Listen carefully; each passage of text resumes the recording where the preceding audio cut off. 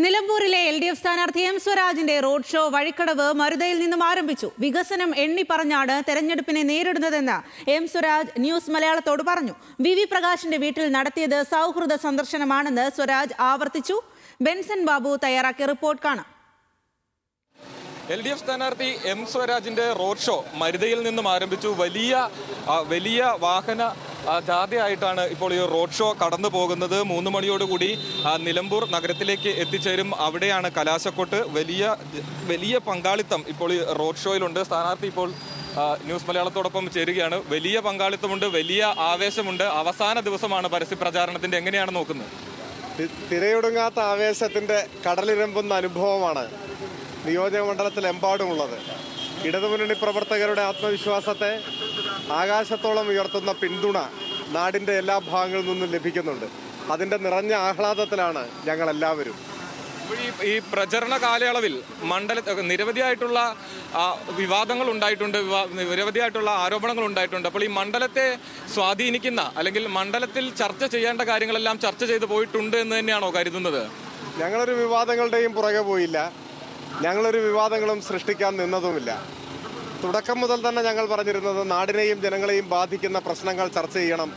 അതാണ് തെരഞ്ഞെടുപ്പിൻ്റെ കൂടുതൽ അർത്ഥപൂർണമാക്കുക. ജനാധിപത്യം അർത്ഥപൂർണമാകുന്നത് അങ്ങനെയാണ് എന്നാണ്. ആ നിലപാടിൽ ഞങ്ങൾ ഉറച്ചു നിന്നു. ഞങ്ങൾ വികസന പ്രശ്നങ്ങൾ ചർച്ച ചെയ്തു. ജനക്ഷേമ കാഴ്ചപ്പാട് ജനങ്ങളുടെ മുൻപാകെ അവതരിപ്പിച്ചു. സർക്കാരിൻ്റെ വികസന പ്രവർത്തനങ്ങളും ജനക്ഷേമ പദ്ധതികളും വിശദീകരിച്ചു.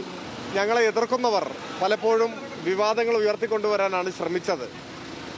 അത് പലപ്പോഴും വ്യക്തിപരമായ ആക്രമണവും വ്യക്തിഹത്യാ നീക്കങ്ങളും എല്ലാം ഉണ്ട്. അത് അവരുടെ രാഷ്ട്രീയം ജനങ്ങളുമായി ചർച്ച ചെയ്യാനുള്ള പ്രാപ്തിക്കുറവ് എന്ന് മാത്രമേ പറയാൻ പറ്റൂ. ഇപ്പോൾ VV പ്രകാശിന്റെ വീട്ടിൽ താങ്കൾ നടത്തിയ സന്ദർശനം അത് ഒരു രാഷ്ട്രീയ ചർച്ചയാക്കണ്ട എന്ന് താങ്കൾ പറയുമ്പോഴും അത് മണ്ഡലത്തിൽ ചർച്ചയാകുന്നുണ്ട്. UDF ക്യാമ്പിൽ അത് വലിയ ചർച്ചയാകുന്നുണ്ട്. അത് അവരുടെ ഒരു കാര്യം ഞാൻ കാണുന്നുള്ളൂ. നമ്മുടേതൊരു സൗഹൃദ സന്ദർശനമാണ്. മനുഷ്യരങ്ങനെയൊക്കെ ചെയ്യണം എന്നാണ് ഞങ്ങളുടെ അഭിപ്രായം. രാഷ്ട്രീയമായ അഭിപ്രായ വ്യത്യാസങ്ങളൊക്കെ ഉണ്ടായാലും സൗഹൃദങ്ങളും പരസ്പരമുള്ള കരുതലും മനുഷ്യരെന്ന നിലയിലുള്ള ബന്ധവും ഒക്കെ നിലനിന്ന് പോകേണ്ടതാണ്. ഇപ്പോൾ ഈ തെരഞ്ഞെടുപ്പിന്റെ അവസാന ഘട്ടത്തിലേക്ക് എത്തിയപ്പോൾ കഴിഞ്ഞ കുറച്ച് ദിവസങ്ങളായി അൻവറിന്റെ പ്രചാരണത്തിലെല്ലാം വലിയ ആൾക്കൂട്ടമുണ്ട്. അപ്പം PV അൻവർ പിടിക്കുന്ന വോട്ട് ഈ തെരഞ്ഞെടുപ്പിന്റെ വിജയത്തെ സ്വാധീനിക്കുമെന്നൊരു പൊതു ചർച്ച വരുന്നുണ്ട്. അപ്പോൾ അതിലൊരു ഭയമുണ്ടോ, അല്ലെങ്കിൽ അതിനെ കണക്കിലെടുക്കുന്നുണ്ടോ? അല്ല, അദ്ദേഹം ഇന്ന് കൊട്ടിക്കലാശം വരെ ഒഴിവാക്കിയെന്നാണ് കേട്ടത്.